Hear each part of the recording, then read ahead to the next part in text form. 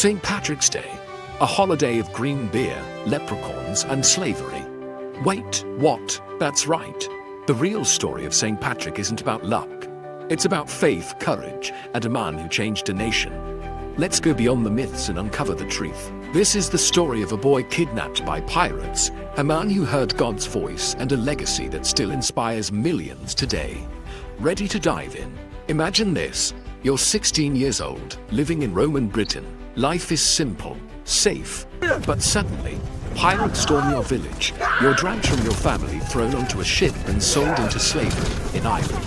This is where Patrick's story begins. I cried out for my parents, but no one came. I was alone. Terrified and far from home. For 6 long years, Patrick worked as a shepherd, alone in the hills, exposed to the cold, the hunger, the silence. But in that solitude, something extraordinary happened. Patrick began to pray. Not to the gods of his homeland, but to the God of his childhood, the one who heard him in his darkest hour. Patrick, return to your homeland, then go back to Ireland and share the gospel. Patrick escaped.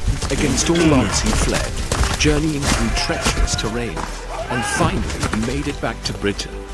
But his story was far from over, because Patrick felt called to return to Ireland, not for revenge, but to bring hope.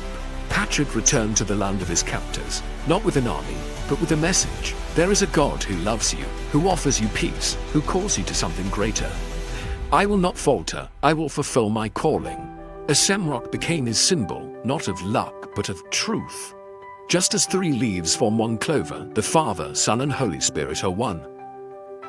And as for the snakes, Patrick didn't just chase out the snakes, he replaced them with something better. That's the power of faith. It transforms, it redeems, it renews. Today we celebrate with laughter, toasts, and green streets, and that's okay. St. Patrick himself would not have shunned a joyful gathering. But what if, when you raise that glass, you remember Patrick's mission?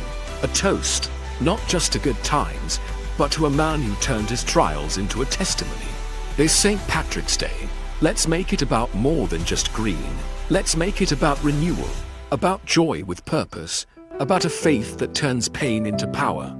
May we all find the courage to be like Patrick and share the light of Christ with the world.